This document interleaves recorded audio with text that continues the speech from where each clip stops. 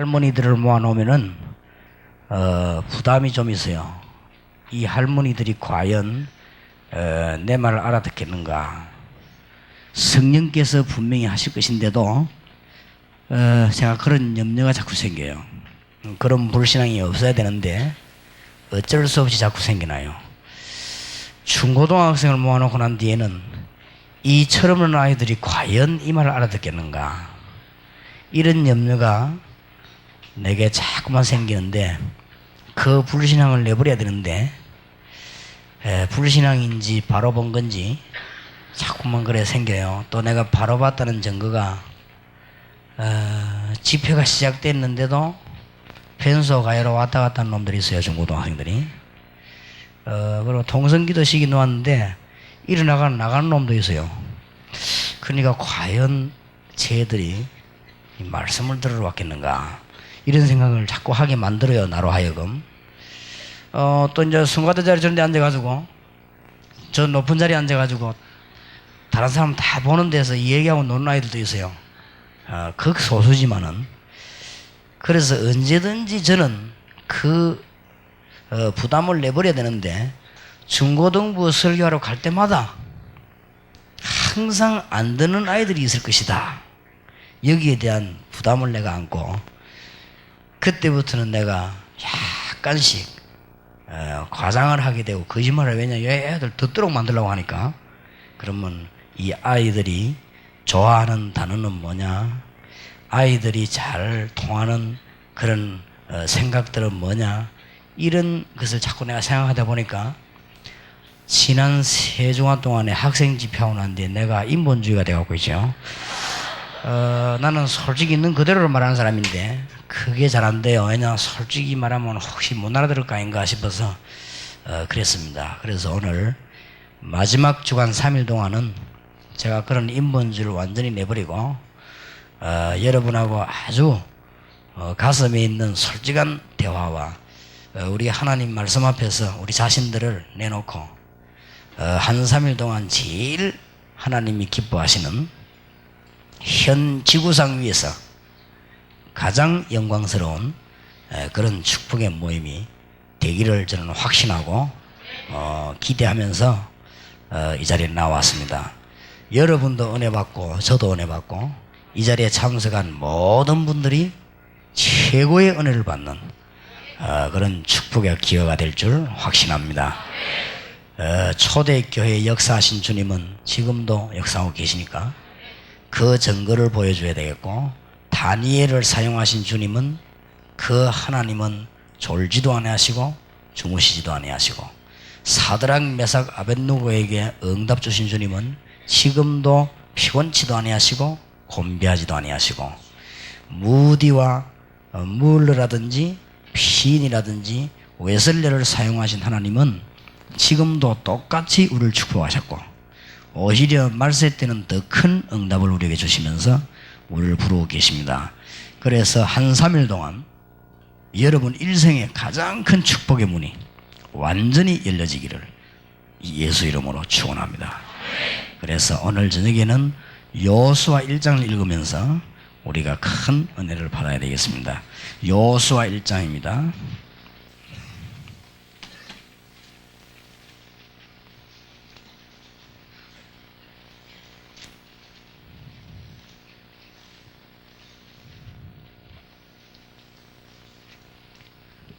여호수아 1장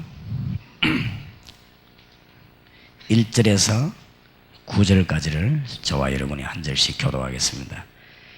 여호와의 종 모세가 죽은 후에 여호와께서 모세의 시종 눈의 아들 여호수아에게 일러 가라사대,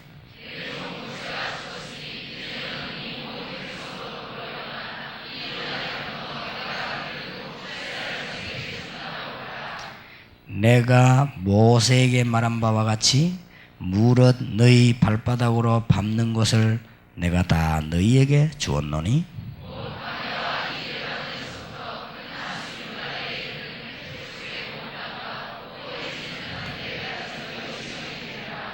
너희의 평생에 너를 능히 당할 자 없으리니 내가 모세와 함께 있던 것 같이 너와 함께 있을 것임이라. 내가 너를 떠나지 아니하며 버리지 아니하리니.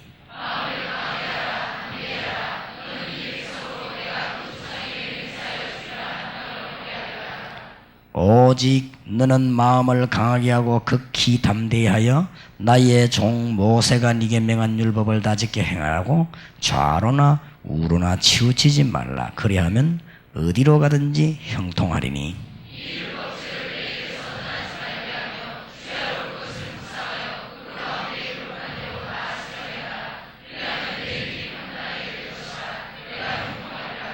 구절같이 이릅시다.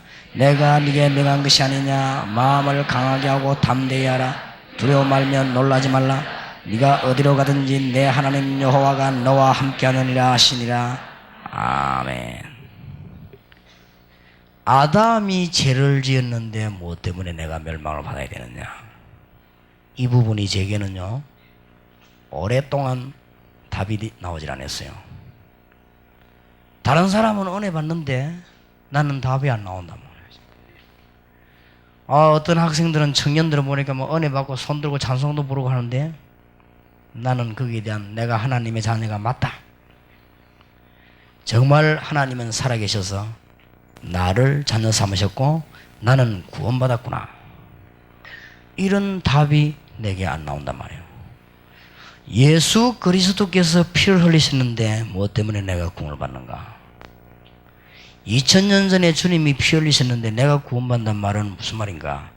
이 부분이 내게는 도저히 이해가 안 됐대서요. 이상하다.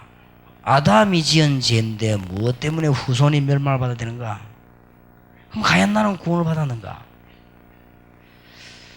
그래서 말이지 막 열심히 하는 사람 보면 믿음이 좋다 이렇게 하고 좀 열심히 안 하면 믿음이 없는 것처럼 보이니까 막 열심히 해보기도 하고 찬송 불러보기도 하고 나는 내 주위에 있는 청년들을 자세히 보니까요 막 찬양 나가가지고 길에서 말이요 양손을 두고 춤을 추면서 찬송 부르고 하더니 한 2년 지나고 나니까 교회도 안 다니는 거 보니까 역시 죄는 거짓말이었구나.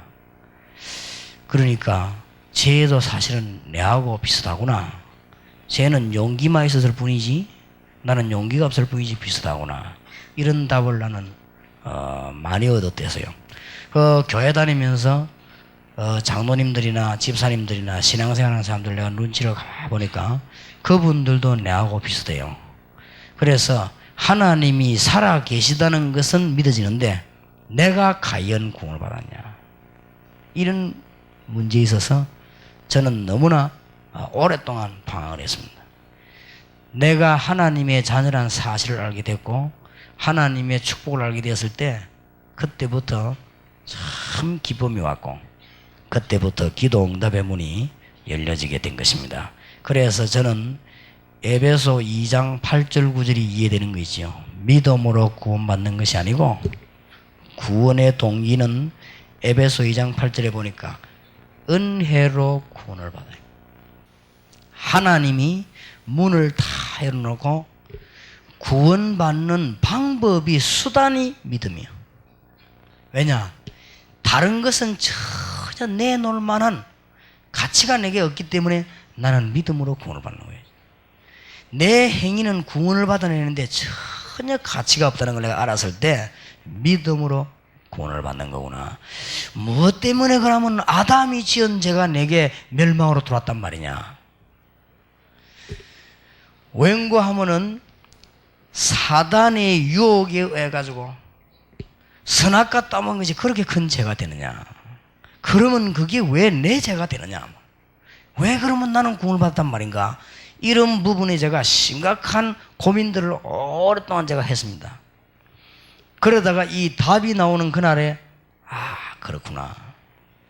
얼마나 기쁜지 그때부터 응답이 오기 시작했고 그때부터 찰 속에서 내가 만 입이 내게 있으면 그 입 다 가지고 주 예수 주신 은총을 늘 찬송하겠네. 거기서 답이 다 나와요.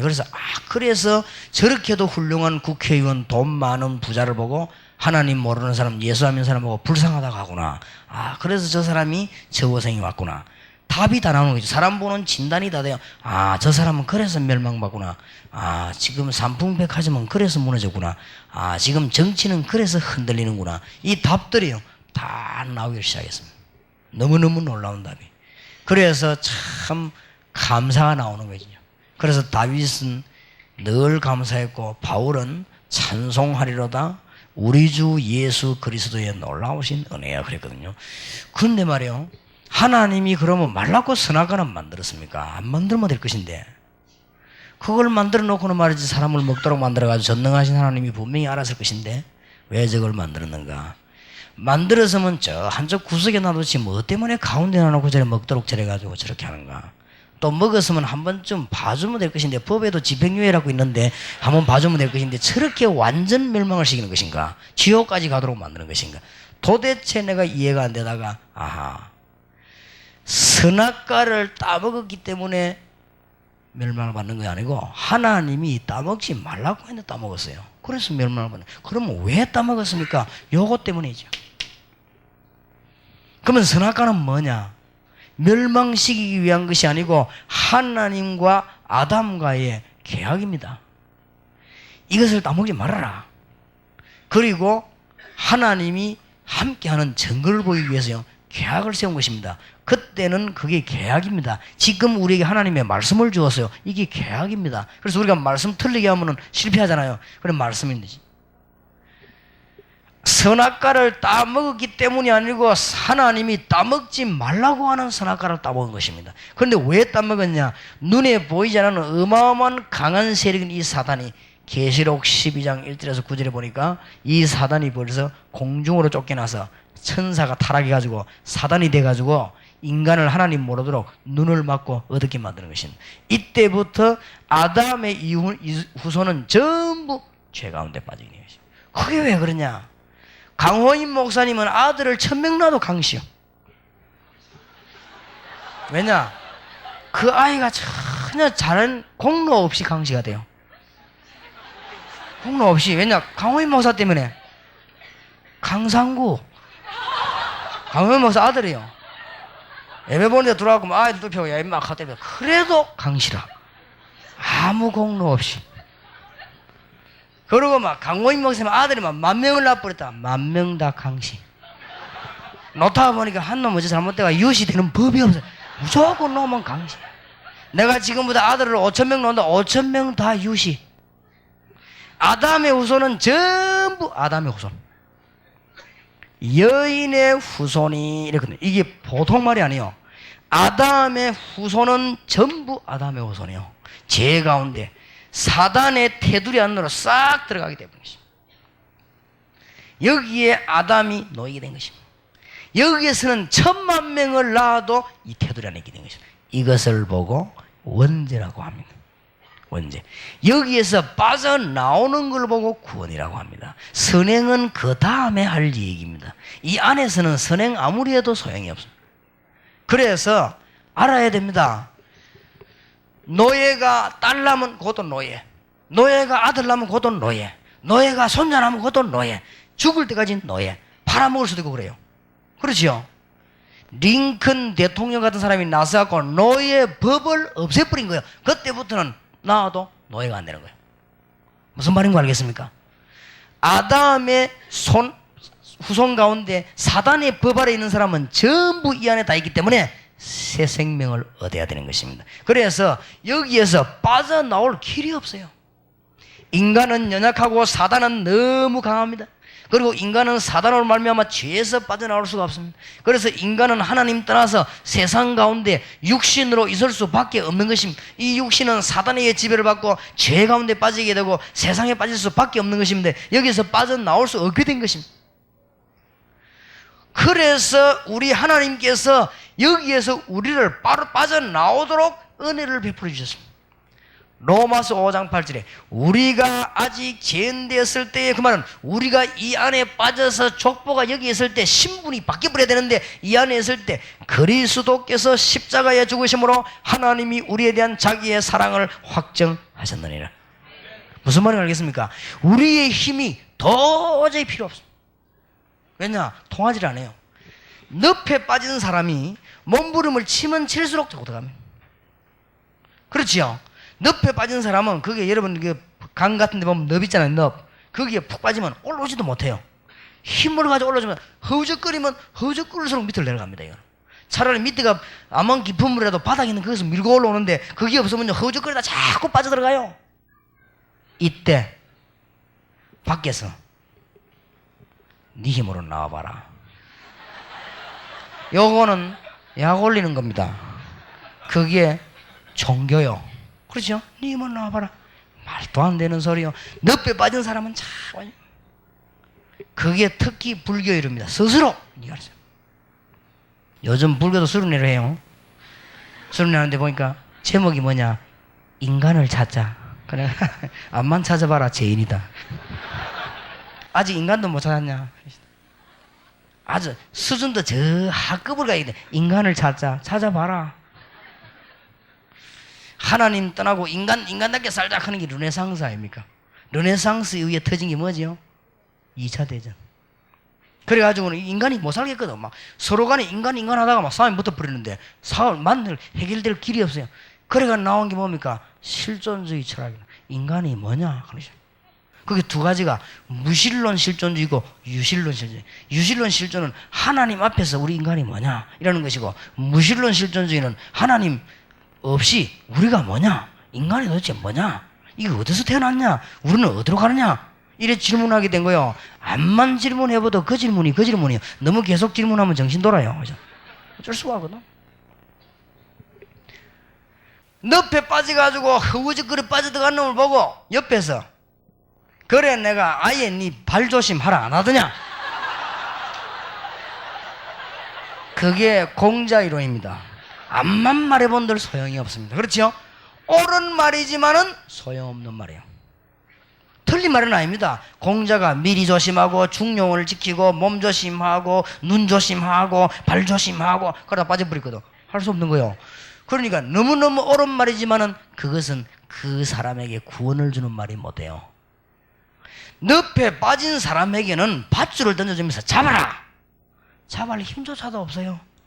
그렇죠. 늪에 빠져가 지금 막 물 굉장히 묻고 지금 오락가락 하는데 목숨이 지금 떨어질까 말까 막 1분 2분을 남겨놓은 게 야 줄 잡아라. 잡을 힘이 없어요. 누군가가 완전히 힘이 센 사람이 거기 가서 그 사람을 건져 올려만 되는 것입니다. 사단의 건세에서 절대 못 빠져나가요. 우리 하나님께서 이 세 가지 세력을 깨뜨리기로 결정하셨습니다. 우리 하나님이 이 지구상과 하늘과 땅에 최고의 계획을 세우셨는데 인간은 절대 빠져나올 수 없으니 여기서 빠져나올 수 있는 위대한 계획을 세우셨습니다. 무슨 말인가 알겠습니까? 하나님이 어마어마한 계획을 세우셨습니다. 설명을 복잡하게 하면 못 알아들을 줄 알고 간단한 계획을 세웠다. 아담아, 네가 어찌해서 어마어마한 범죄를 했냐? 하나님, 내가 정말로 잘못했습니다. 이래 말해도 소용이 없어요. 이미 죄를 지어버렸어요. 그렇죠? 그런데도 아담은 그래도 자존심 있는지 하나님이 만들어준 저 여자가 먹으라 해가지고 내가 먹었습니다. 그때 말만 잘하면 구원받냐? 아닙니다. 말만 잘해도 소용이 없어요. 안 그래요? 그때 하나님이 물으셨습니다. 두 번도 묻지 않고 하와야 너는 어떻게 해서 먹었냐? 이럴 때 하와가 인연이 죽일 년입니다. 이래야 될 것인데 하와가 또 뭐라고 말했냐? 하나님 내가 안 먹으려고 했는데 사단족의 뱀저거 옛뱀 계시록 12장의 옛뱀 사단 저게 자꾸 먹으라고 해서 내가 안 먹었습니다. 할 수 없죠. 그때 하나님이 그래 맞다 네가 죽게 됐다. 길을 열어주마. 여인의 후손이 뱀의 후손의 머리를 상하게 하겠다. 이 사실을 믿어라. 지금부터 구원을 받아라. 그래서 계속 잊어버리지 말아라. 그가 올 때까지 피를 뿌려라.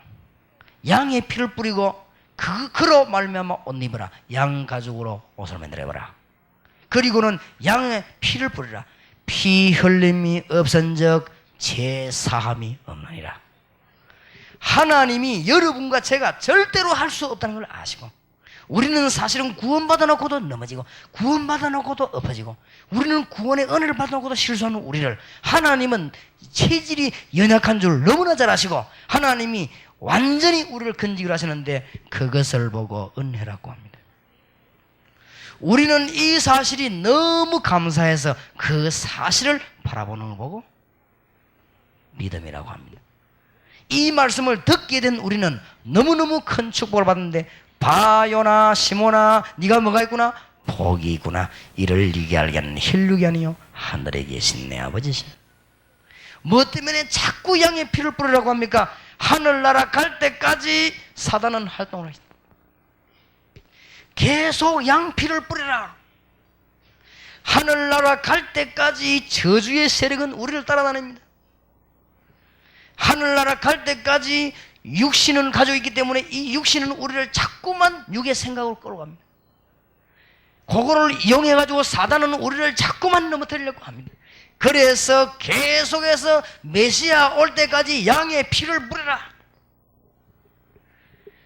은혜로 인하여 믿음으로 말미암아 구원을 얻으나니. 알겠습니까? 이런 부분을 여러분의 후배들 중고등학생들에게 차근차근 얘기해요. 그래서 우리는 도저히 자랑할 수 없어요. 여기서 빠져나오지를 못합니다. 맞습니까? 그래서 드디어 이걸 보고 뭐라고 말하느냐? 원죄라고 말합니다. 이거는 자범죄하고는 상관이 없는, 그건 조금 이따가 할 얘기입니다.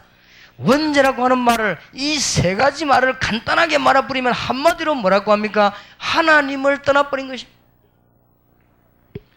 왜 떠나느냐? 죄로 말미암아 떠났습니다. 왜 떠났습니까? 육신 때문에 떠났습니다. 더 정확하게 말하면 왜 떠났습니까? 사단 때문에 떠나게 됐습니다.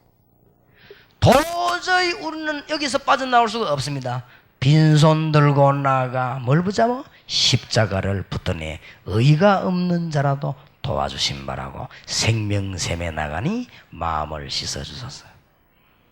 그러니까 놀라운 구세주 예수 내 주 참 능력의 주시로다. 나 같은 죄인 살리신 주 은혜 고마워. 여기요 답이 다. 여러분이 이제 막 흥분이 돼가 구원받는 게 아니고 법적으로 여러분은 구원을 받았습니다. 하나님이 우리를 억만지하게 두지 아니하시려고, 우리를 저주 가운데 두지 않으시려고 우리를 부르셨습니다. 예수 그리스도를 십자가에 못 박음으로, 이거는 우리 방법이 아니고 하나님의 방법으로 이것을 구약 때부터 계속 설명한 거예요. 수억 마리의 양을 잡으면서. 우리는 도대체 할 수 없는 걸 아시고 우리하고 무슨 의논할 것이 아니고 우리 보고 합의해가지고 하는 것이 아니고 하나님이 그냥 축복의 문을 열어놓고 우리를 초청하는 것입니다. 누구든지 주의 이름을 부르는 자는 구원을 얻으리라. 이 사실을 설명하려고 노뱀을 바라보는 자는 살게 될 것이니. 무슨 말인가 알겠습니까? 이것을 설명하려고 제단 뿔을 잡는 사람은 구원을 얻으리라. 이것을 설명하려고 누구든지 방주 안으로 들어가는 사람은 구원을 얻을 것입니다. 무슨 말인가 알겠습니까? 아직도 율법이 뭔가를 모르는 사람이 있어요. 여기에서 이 사실을 깨닫게 하는 것이 율법입니다. 율법이 필요 없냐? 아닙니다. 이 사실을 밝히 알도록 만드는 것이 율법입니다. 판사가 사형시기 전에 네 인마 오늘부터 사형이다 그렇게 하지 않아요. 법 조문을 대놓고 몇 조, 몇 항 어디에 의해서 사형이다. 그 법 조문을 설명해. 그럼 법 조문이 틀린 거냐? 맞는 겁니다. 법 조문이 나쁜 거냐? 좋은 겁니다. 그럼 그건 사람을 살리는 거냐? 아닙니다. 지은 제대로 법 조문을 가지고 형을 내리는 것입니다. 너는 사람을 이렇게 죽이니까 너는 법 몇 조, 몇 항에 의해서 사형이다. 너는 남의 집과 강도짓을 했으니 법 몇 조, 몇 항에 의해서 너는 징역 10년이다. 율법을 가지고 사단을 알게 하고 죄를 알게 하고 세상을 알게 하도록 내가 죄인임을 깨닫게 하는 것입니다. 그래 놓고는 우리 주님께서 우리가 할 수 없는 줄 너무나 잘 아시고 여기에서 건져내시게 된 것입니다. 이 사실을 아는 자에게는 하나님의 큰 축복의 문이 열려지게 되는 것입니다. 그래서 제가 무슨 얘기를 했는가 하면 해적선 배의 얘기를 했어요. 해적선을 타고 있는 선원은 아무리 착해도 도둑놈이에요. 해적선을 타고 있는 사람은 아무리 양심적이라도 도둑놈이에요. 해적선 타고 있는 사람은 아무리 부지런해도 더더욱 놈이에요. 이 사람은 밥 먹는 것도 죄요, 잠자는 것도 죄입니다. 왜냐하면 밥 먹고 난 뒤에 도둑질하고 잠자고 난 뒤에 도둑질하고 숨 쉬는 것도 죄요. 숨 쉬면서 호흡을 유지해가 도둑질하고 가만 노는 것도 죄요. 휴식했다가 힘 얻어가 도둑질하고. 아예 이 배에서 내리뿌려야 되지. 이 배를 타고 있는 이상 우리는 지금 수준이 아닙니다. 신분입니다. 우리가 지금 뭐 해야 될 것이냐가 아니고 내가 누구냐, 하나님의 자녀냐 아니냐, 이게 중요해요. 맞습니까? 내가 일을 얼마나 열심히 해야 될 것이냐, 이게 내가 하나님의 자녀냐 아니냐, 내가 마귀 안에 있느냐 하나님의 품 안에 있느냐, 나는 법적으로 구원을 받았냐 못 받았냐, 이게 중요해요. 이 사실 깨닫는 걸 보고 뭐라고 합니까?